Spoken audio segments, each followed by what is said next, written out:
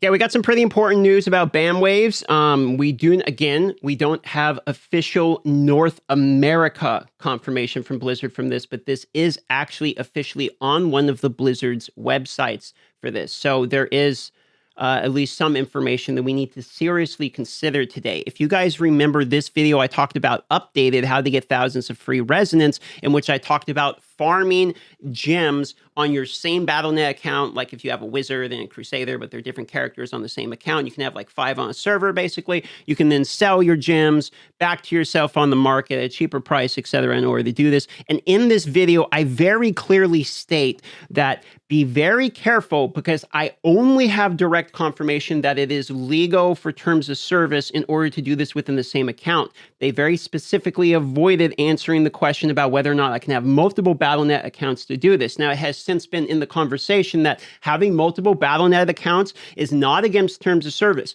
This is correct. You can have multiple Battle.net accounts, but it does not directly say anywhere in the terms of service that you can actually trade from one Battle.net account, for instance, having one character follow you the whole time in farming, and then sell all that loot to your other account's character who's on at the same time.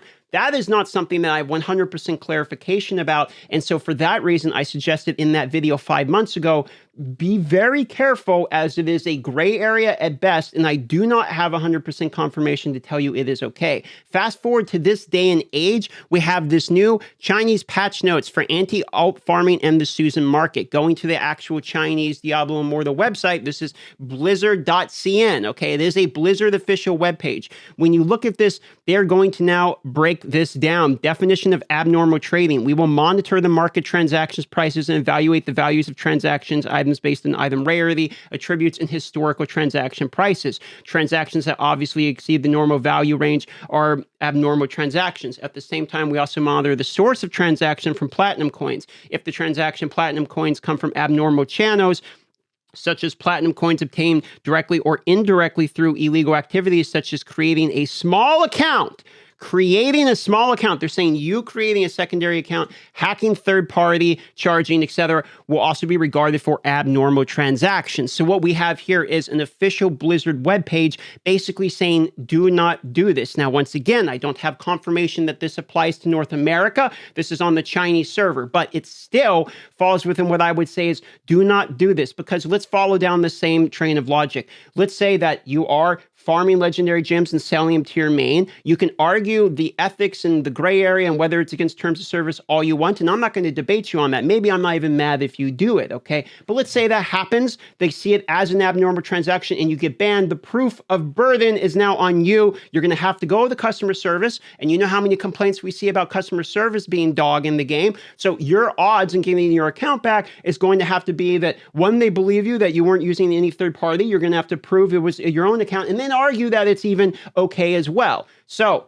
what I'm trying to say is, if you want to keep your account, follow the same good practice guidelines I have been saying for 5 months at this point, which is do not create a secondary account in order to farm and sell gems over the market. Even if you are within your right, they could still flag you as a trader or something like that, and then you would have to then prove that you are not. And then plus we have it literally in black and white right here, creating a small account, dash, hacking, dash, third-party charging. They have them all within the same sentence, okay? They say, for example, the market price of a legendary gemstone is basically 30 to 50,000 platinum coins. If someone trades 100,000 or 200,000, is obviously an abnormal transaction, and this person will face punishment. Now, I am not here to dispute whether this is an L or a W take from Blizzard.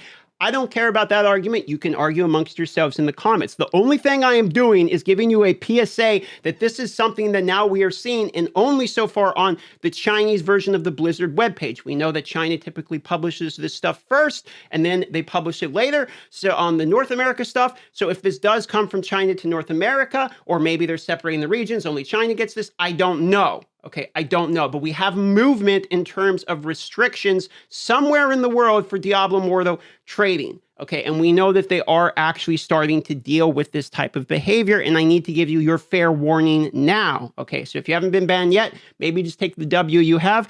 Who knows? Maybe North America will never have this rule, but this is what we are seeing. Okay, I'm doing my best to safeguard the people that are watching this channel.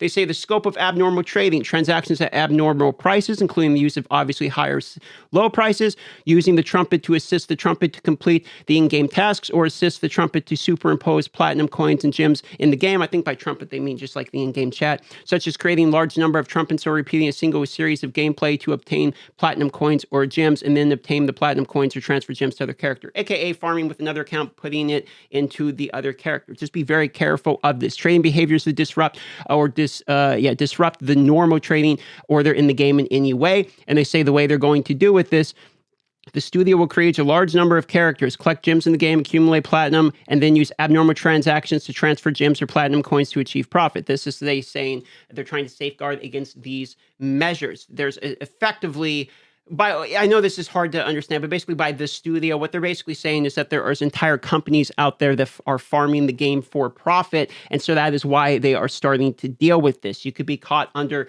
the big net of them trying to catch everybody. So it seems like they're kind of going on a hard stance on this. I know China regulations tends to be a little bit stricter than North America, but still, I'm doing my best right now to tell you guys it's the same line of logic I've always had. The only confirmation I have straight from the devs is it is yes, within terms of service to buy and sell on the market within your same account, your same 5 characters or whatever you have on the server. But the second you start creating multiple Battle.net accounts and you're logged in multiple times, especially if you're logged in on the PC from the same IP or something like that, it's going to be sus at best. And you never know, you could be caught in that net of them considering you are a platinum farmer. So just for the people in the back, I'm not here to debate whether or not this should be the rule. I don't care whether or not you believe that the ethics of this should be allowed, whether or not it's a big deal. I don't care about that argument remotely. All I care about is trying to help you not get banned. Okay? So that is what we are currently seeing in terms of movement around this conversation. Do what you will. You are all adults. Do what you will with this information. Go from there, but that's what is going on currently. I love you all. Please be very careful, and I hope you guys are having a fantastic day.